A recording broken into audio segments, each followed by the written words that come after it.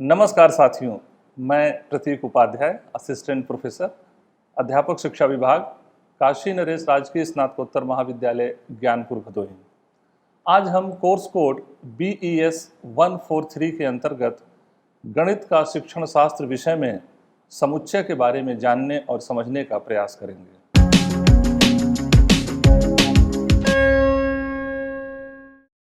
तो आइए प्रारंभ करते हैं समुच्चय के परिचय से।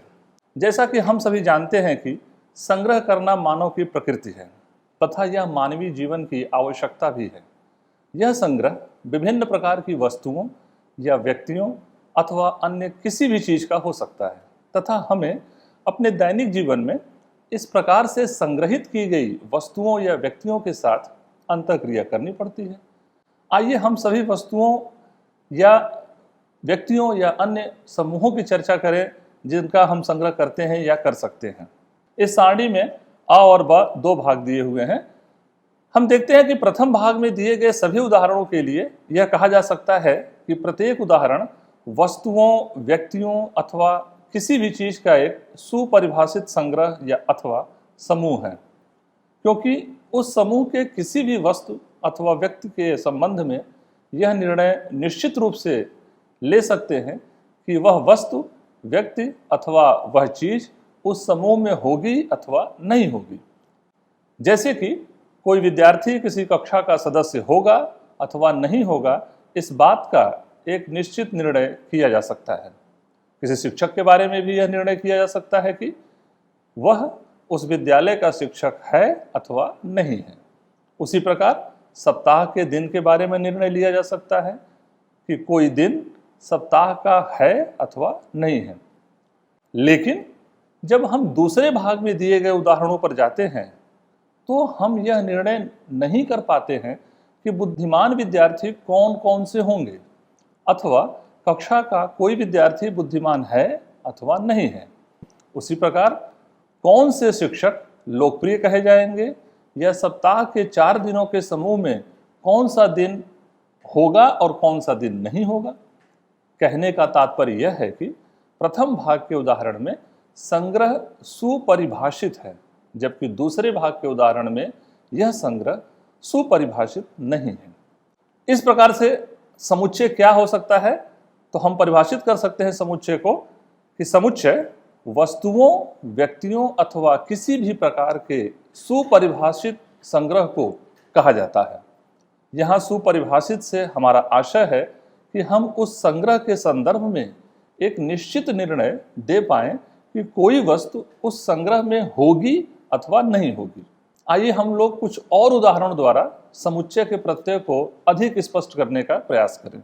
मान लीजिए 20 से छोटी विषम प्राकृतिक संख्याओं का एक समूह है, अर्थात उसमें 1, 3, 5, 7, 9, 11, 13, 17, 19 संख्याएं होंगी और इस संग्रह में स्पष्टतः केवल यही संख्याएं होंगी जो अभी हमने बताया। अतः यह संग्रह समुच्चय कहा जाएगा। उसी तरह से अगर हम अंग्रेजी वर्णमाला के प्रथम 5 अक्षरों का संग्रह या समुच्चय लेना चाहें तो यह संग्रह एक समुच्चय होगा, क्योंकि निश्चित रूप से इस संग्रह में A, B, C, D और E ही आएंगे। इसलिए हम इस संग्रह को समुच्चय कहेंगे और यह सुपरिभाषित है और इसीलिए यह समुच्चय है। उसी प्रकार अगर हम संख्या 420 के अभाज्य गुणनखंड के संग्रह को लें तो यह संग्रह भी समुच्चय होगा। क्यों होगा? क्योंकि यह संग्रह सुपरिभाषित है। इसमें केवल 2, 3, 5 और 7 संख्याएं ही शामिल होंगी। आइए अब हम लोग समुच्चय के अवयव एवं उनके निरूपण के बारे में जानने का प्रयास करते हैं। किसी भी समुच्चय के सदस्य को उसका अवयव कहा जाता है। समुच्चय के अवयव वस्तु, व्यक्ति, संख्या, अक्षर अथवा कुछ भी हो सकता है। समुच्चय को अंग्रेजी वर्णमाला के बड़े अक्षरों से निरूपित करते हैं, जैसे A, B, C, D। समुच्चय के अवयव अथवा सदस्यों को अंग्रेजी वर्णमाला के छोटे अक्षरों द्वारा प्रदर्शित करते हैं, A, B, C, X, Y, Z। यदि कोई अवयव जैसे कि ए समुच्चय ए का सदस्य है तो हम कहते हैं कि ए समुच्चय ए में है। इसे अवयव है अथवा सदस्य है भी कहा जाता है तथा संकेत के रूप में ए अवयव ए लिखा जाता है। यदि बी समुच्चय ए का अवयव नहीं है तो उसे बी अवयव नहीं है ए लिखा जाता है। उदाहरण के लिए यदि वी अंग्रेजी वर्णमाला के स्वरों का समुच्चय हो तो हम कहेंगे कि ए वी का अवयव है और बी वी का अवयव नहीं है। उसी प्रकार यदि P संख्या 30 के अभाज्य गुणनखंडों का समुच्चय है तो हम कह सकते हैं कि 3 P का अवयव है तथा 15 P का अवयव नहीं है। समुच्चय निरूपण की विधियां, किस प्रकार से समुच्चय का निरूपण होता है, आइए हम उसको जानें।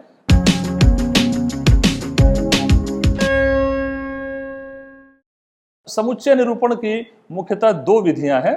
पहली रोस्टर अथवा सारणीबद्ध रूप और दूसरा समुच्चय निर्माण रूप। रोस्टर अथवा सारणीबद्ध रूप क्या होता है, आइए हम इसको जानते हैं। इस विधि में समुच्चय के सभी अवयवों को मझले कोष्ठक में अर्धविराम द्वारा पृथक करते हुए सूचीबद्ध करके प्रदर्शित करते हैं। जैसे कि संख्या 12 से छोटी सभी समप्राकृत संख्याओं का समुच्चय अगर ए हो तो हम लिखेंगे ए बराबर मझले कोष्ठक में 2, 4, 6, 8, 10 और मझला कोष्ठक बंद कर देंगे। उसी प्रकार ट्रायंगल शब्द के सभी स्वरों का समुच्चय अगर वी हो तो वी बराबर आई ए ई होगा अथवा वी बराबर ई ए आई भी लिख सकते हैं।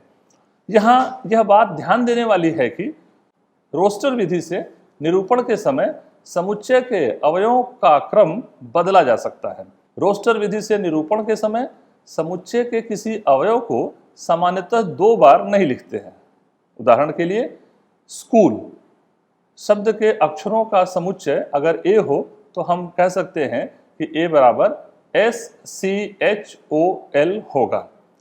रोस्टर विधि में समुच्चय में अवयवों की संख्या अनगिनत होती है तो उसके निरूपण के लिए कुछ अवयवों को लिखने के बाद विराम लगा के 3 बिंदु से प्रदर्शित करते हैं। जैसे प्राकृत संख्याओं का समुच्चय n = 1, 2, 3, 4। अब आगे की संख्या को न लिख करके 3 बिंदी लगा करके मझले कोष्ठक को बंद कर देते हैं। उसी प्रकार पूर्णांक संख्याओं के समुच्चय को भी उसी तरह से लिखा जा सकता है। चूंकि पूर्णांक संख्याएं नकारात्मक से लेकर धनात्मक तक होती हैं तो दोनों तरफ 3-3 बिंदी लगा करके मझला कोष्ठक बनाया जा सकता है। समुच्चय को प्रदर्शित करने का जो दूसरा रूप है वह है समुच्चय निर्माण रूप। जैसा कि हम चर्चा कर चुके हैं कि समुच्चय के सभी अवयवों में एक सर्वनिष्ठ गुण होता है जो समुच्चय के बाहर किसी अवयव में नहीं होता है।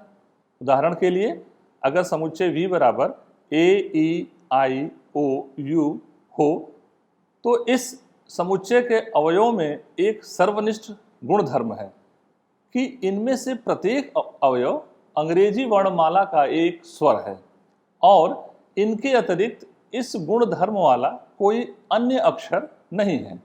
इस समुच्चय को इस प्रकार से भी लिखा जा सकता है V बराबर मझले कोष्ठक में X, जहां X अंग्रेजी वर्णमाला का एक स्वर है। जहां को प्रदर्शित करने के लिए हम 2 बिंदी लगाते हैं। अर्थात जब समुच्चय को किसी चर राशि की सहायता से उसके अवयवों के सर्वनिष्ठ गुणधर्म को प्रदर्शित करके निरूपित किया जाता है तो उसे समुच्चय निर्माण विधि कहा जाता है। यहाँ यह बात महत्वपूर्ण है कि किसी समुच्चय के अवयवों का वर्णन करने के लिए किसी चर राशि जैसे कि x का प्रयोग किया जाता है और उसके बाद कोलन का चिन्ह लगाया जाता है तथा उसके उपरांत समुच्चय के अवयव के विशिष्ट या उसको सर्वनिष्ठ भी कह सकते हैं उस गुणधर्म को लिखकर संपूर्ण कथन को मझले कोष्ठक में बंद कर दिया जाता है। जैसे कि V बराबर मझले कोष्ठक में X, जहां X अंग्रेजी वर्णमाला का एक स्वर है। इसका मतलब कि V सभी X का समुच्चय जहां x अंग्रेजी वर्णमाला का एक स्वर है। उसी प्रकार a बराबर x जहां x एक प्राकृत संख्या है और x 3 से बड़ी और 10 से छोटी है। इस प्रकार से a क्या हो जाएगा? a सभी x का समुच्चय जहां x एक प्राकृत संख्या है और x 3 एवं 10 के बीच में है। अतः समुच्चय a के अवयव क्या होंगे? समुच्चय a के अवयव होंगे 4, 5, 6, 7, 8 और 9।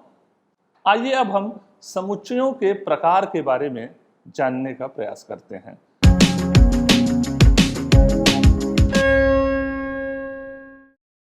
समुच्चयों के प्रकार में जो सबसे पहला प्रकार है वह है परिमित समुच्चय, जिसको हम फाइनाइट सेट कहते हैं। यदि हम समुच्चय के अवयवों को गिन पाते हैं तो ऐसे समुच्चय को परिमित समुच्चय कहा जाता है। उदाहरण के लिए अगर कोई समुच्चय A हो और A बराबर A, B, C, D, E हो तो इसे हम एक परिमित समुच्चय कहेंगे और इसमें अवयवों की संख्या 5 है।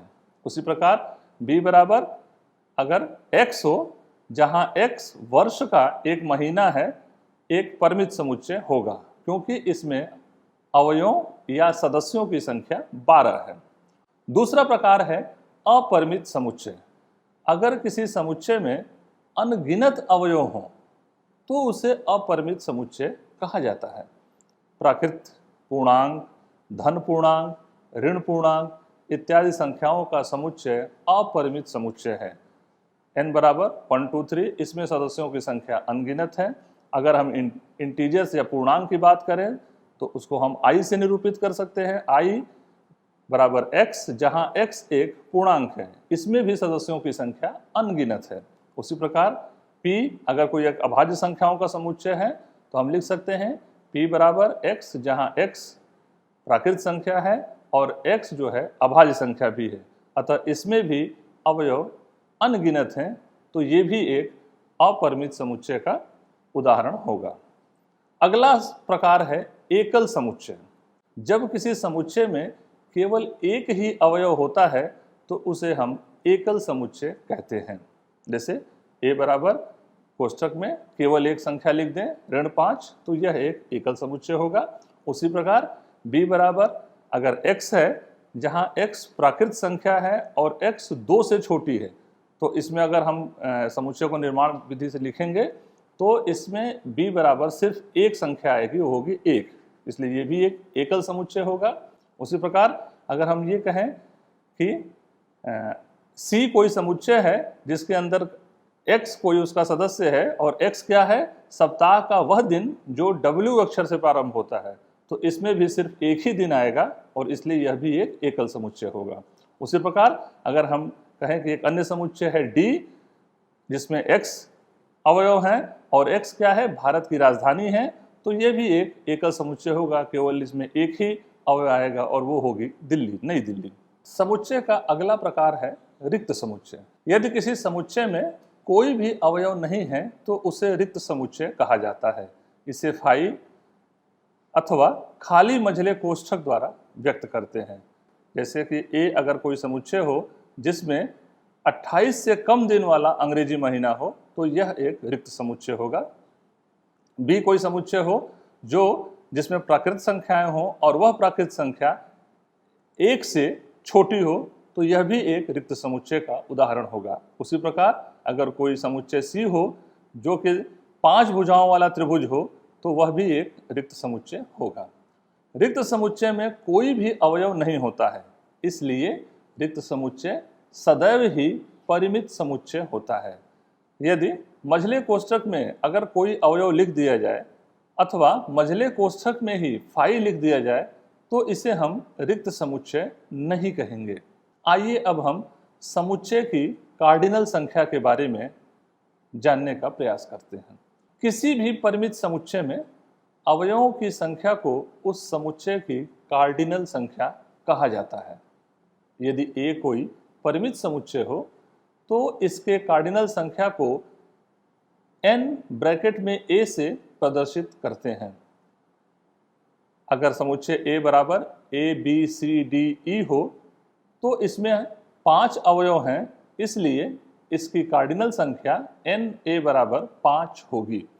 उसी प्रकार अगर कोई समुच्चय B है और B में x अवयव हैं, जहां x 7 से छोटी धन पूर्णांक है, तो B के अंतर्गत 1, 2, 3, 4, 5, 6 संख्याएं आएंगी और इस प्रकार हम कह सकते हैं कि समुच्चय B की कार्डिनल संख्या 6 होगी।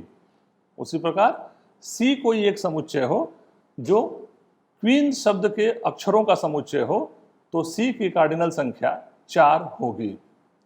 इस आधार पर यह कहा जा सकता है कि अपरिमित समुच्चय का कार्डिनल संख्या परिभाषित नहीं है, क्योंकि उसके सदस्यों की संख्या अनगिनत होती है।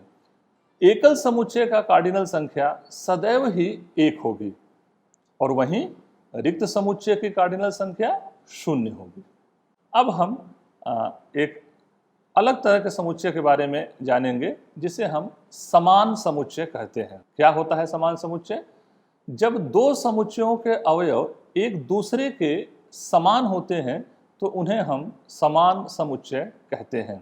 उदाहरण के लिए, अगर समुच्चय A बराबर ABC हो और समुच्चय B बराबर BACB हो और समुच्चय C बराबर BAC हो, तो हम कह सकते हैं कि समुच्चय A बराबर समुच्चय B बराबर समुच्चय C अथवा A बराबर B बराबर C।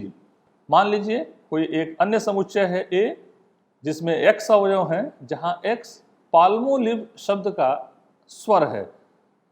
उसी प्रकार अगर कोई समुच्चय B है, उसमें भी x अवयव हैं और वह टेम्पटेशन शब्द का एक स्वर है, तो यहाँ पर A बराबर B होगा, क्योंकि दोनों ही समुच्चय के जो अवयव होंगे वह A, O, I और E होंगे। अगर A बराबर ABC और B बराबर PQR हो तो हम कहेंगे कि A not equal to B, मतलब A B के बराबर नहीं है, क्योंकि दोनों समुच्चय के अवयव भिन्न हैं। अतः समान समुच्चयों के लिए Na बराबर NB, लेकिन यदि Na और NB बराबर हों तो यह आवश्यक नहीं है कि समुच्चय A और समुच्चय B भी बराबर होंगे। अब आइए हम तुल्य समुच्चय के बारे में जानते हैं। जब दो समुच्चयों में अवयवों की संख्या समान होती है तो उन्हें तुल्य समुच्चय कहा जाता है। जैसे ऊपर के उदाहरण में A बराबर ABC था और B बराबर PQR, तो हम लिखेंगे A और B तुल्य समुच्चय हैं। अतः यह कहा जा सकता है कि दो परिमित समुच्चय A तथा B समान समुच्चय हैं तो वे तुल्य समुच्चय अवश्य होंगे, लेकिन इसके विपरीत अगर A और B तुल्य समुच्चय हैं तो यह जरूरी नहीं है कि वो दोनों समुच्चय समान हो ही, सदैव समान नहीं भी हो सकते। इसलिए दो अपरिमित समुच्चय सदैव ही तुल्य समुच्चय होते हैं।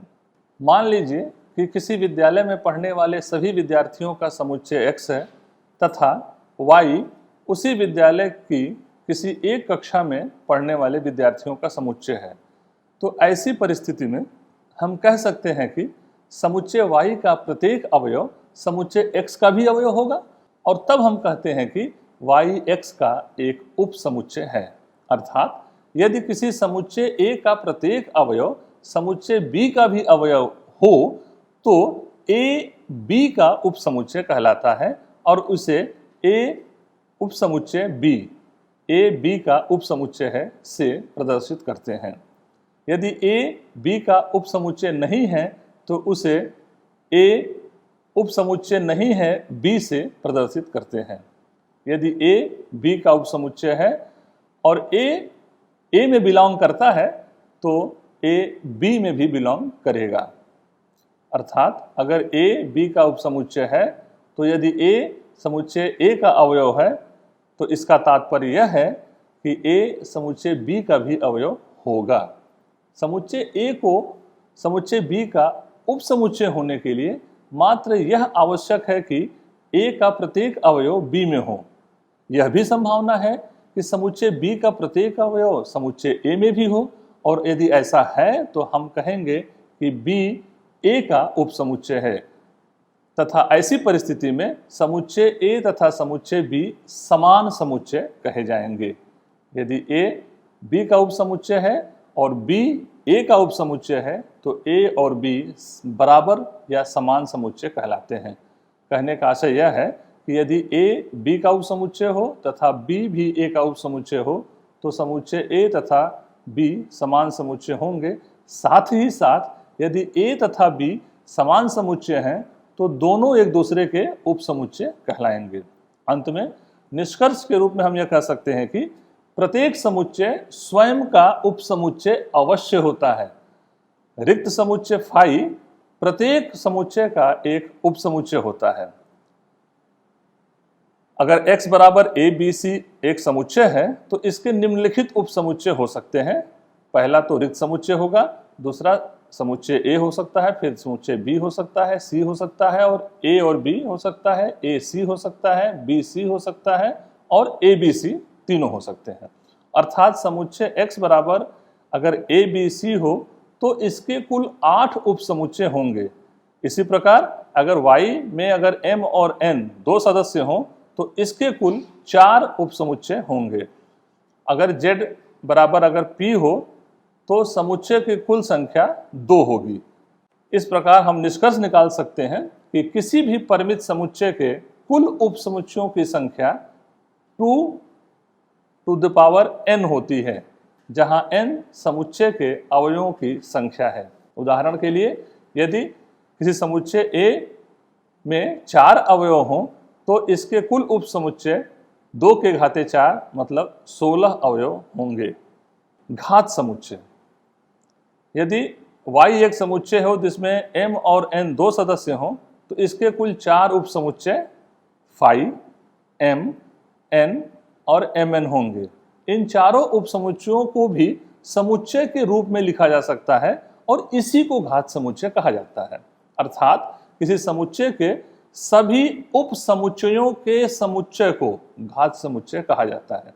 यदि y बराबर mn तो इसके घात समुच्चय को p ब्रैकेट में y से निरूपित करते हैं और py = फाई, फिर m, n और mn दोनों।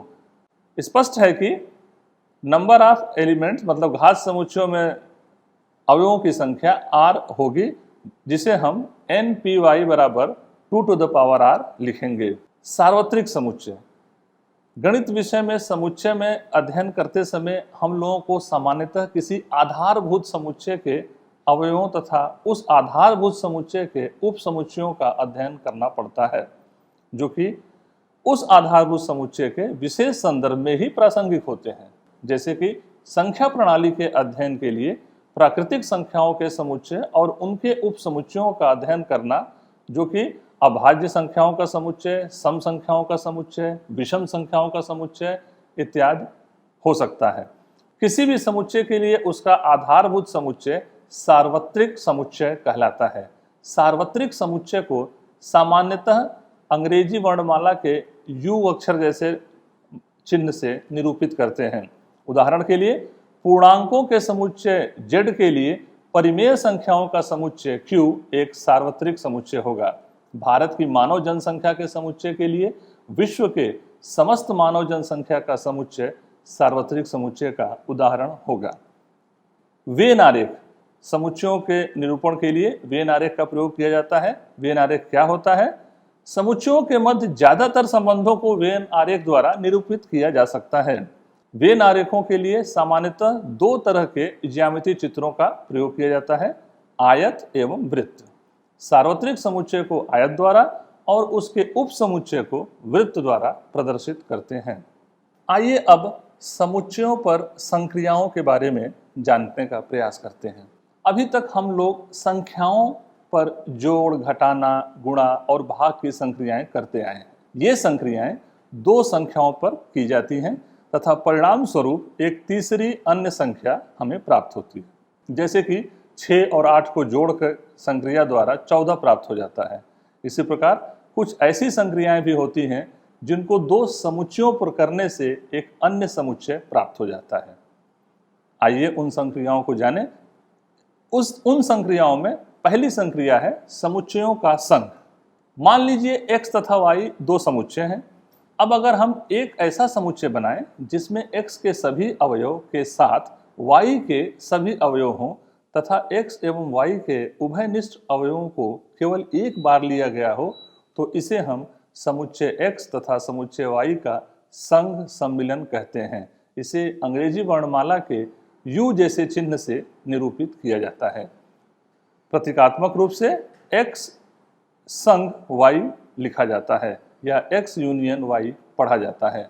उदाहरण के लिए, यदि a बराबर 2, 4, 6, 8 संख्याएं हों और b दूसरा समुच्चय हो जिसमें 6, 8, 10, 12 की संख्या हो, तो a संघ b बराबर 2, 4, 6, 8, 10 और 12 होगी।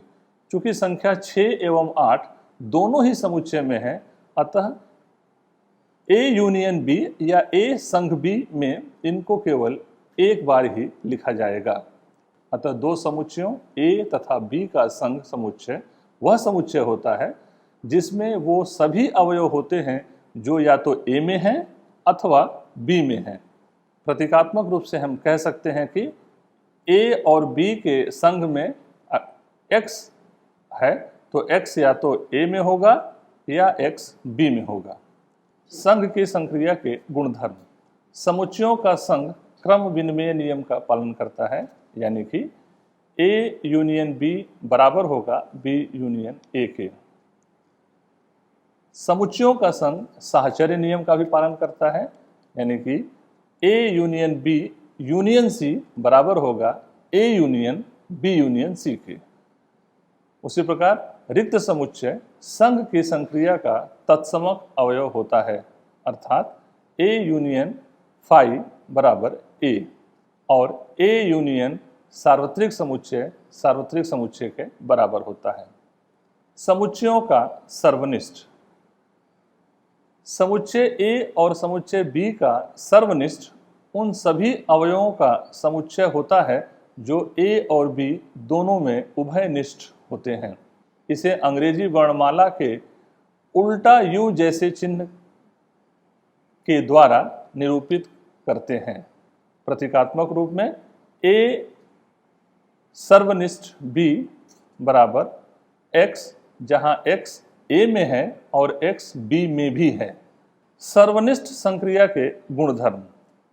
सर्वनिष्ठ संक्रिया भी संघ की संक्रिया की तरह ही क्रम विनिमय नियम का पालन करती है, यानी कि A इंटरसेक्शन B बराबर B इंटरसेक्शन A। उसी प्रकार सर्वनिष्ठ संक्रिया साहचर्य नियम का भी पालन करती है। A intersection B intersection C बराबर होगा A intersection B intersection C के। A के साथ फाई का इंटरसेक्शन रिक्त समुच्चय होगा और A intersection B intersection C बराबर A intersection B union A intersection C, अर्थात सर्वनिष्ठ की संक्रिया संघ की संक्रिया पर वितरित होती है। यह ठीक उसी प्रकार होती है जैसा कि गुणा की प्रक्रिया जोड़ पर वितरित होती है, यानी कि हम A dot B plus C बराबर A dot B plus A dot C कहते हैं। इसके अतिरिक्त A union B intersection C बराबर होता है A union B intersection A union C के, अर्थात संघ की प्रक्रिया भी सर्वनिष्ठ की प्रक्रिया पर वितरित होती है, जबकि संख्या पद्धति में जोड़ गुणा पर वितरित नहीं होता है। इस प्रकार आज हम लोगों ने समुच्चय, समुच्चय का निरूपण, समुच्चयों के प्रकार, समुच्चय के उपसमुच्चय, समुच्चयों पे संघ की संक्रिया और समुच्चयों के अंदर सर्वनिष्ठ की प्रक्रिया को जानने और समझने का प्रयास किया है। धन्यवाद।